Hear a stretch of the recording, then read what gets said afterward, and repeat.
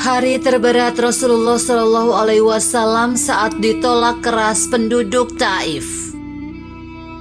Pada suatu ketika, Siti Aisyah radhiyallahu anha pernah bertanya kepada Rasulullah Shallallahu Alaihi Wasallam, "Adakah hari yang lebih berat bagimu daripada hari di perang Uhud?" Rasulullah Shallallahu Alaihi Wasallam lantas menceritakan bahwa hari terberat yang dialaminya selain hari di perang Uhud adalah hari Aqabah. Tepatnya di musim haji ketika beliau menawarkan diri agar mendapat perlindungan dari kabilah-kabilah Taif, sekaligus agar misi dakwah yang diembannya tersampaikan kepada mereka. Padahal sejauh 60 mil menempuh perjalanan dari Mekah ke Taif, 15 hari lamanya berdakwah di sana. Setiap warga Taif yang ditemui di pasar dan tempat lainnya disapa dan ditawari masuk Islam serta mengesahkan Allah. Penolakan penduduk Taif terhadap Rasulullah Shallallahu Alaihi Wasallam. Puncaknya, pada malam Aqabah, Rasulullah Shallallahu Alaihi Wasallam menawarkan diri kepada kabilah-kabilah di sana. Dikabarkan saat itu ada tokoh mereka yang bernama Ibnu Abdi Yalil Ibnu Kilab. Namun di luar dugaan, Ibnu Abdi Yalil justru menolak mentah-mentah tawaran dan permintaan Rasulullah Shallallahu Alaihi Wasallam. Mendengar penolakan keras dari tokoh Taif, Rasulullah Shallallahu Alaihi Wasallam begitu terpukul. Beliau sedih dan bingung yang amat sangat. Belum lagi pengusiran dan lemparan batu yang dilakukan penduduk Taif hingga kakinya berdarah.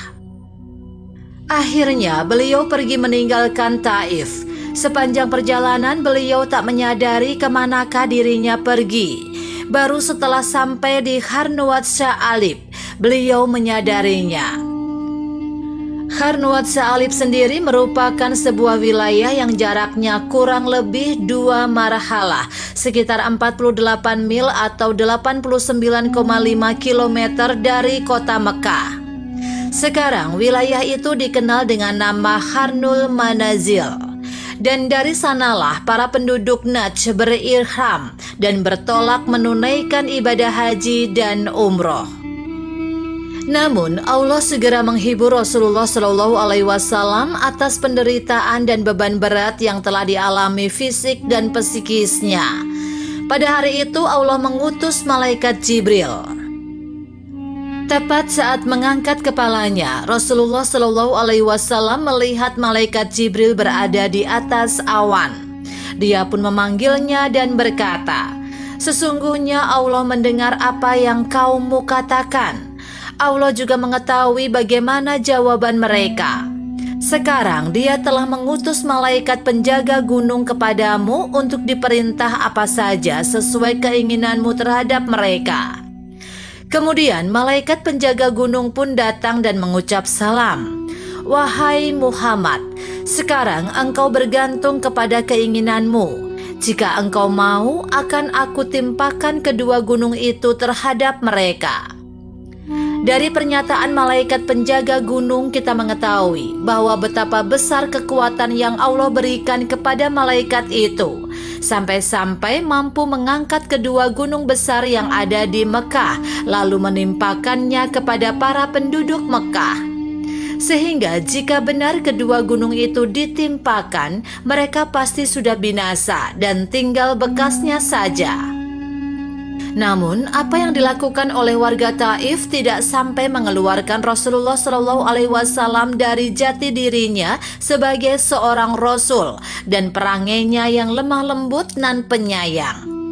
Beliau tak mau balas dendam demi dirinya sendiri.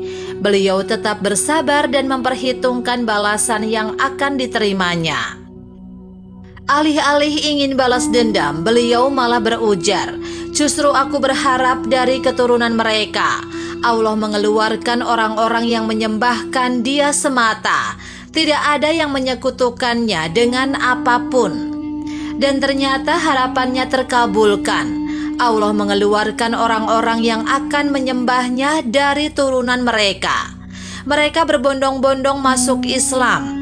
Dari turunan mereka yang telah bertindak kasar pada Rasulullah Shallallahu Alaihi Wasallam itu, Allah mengeluarkan orang-orang yang mengemban panji agamanya dan gigih berjihad di jalannya.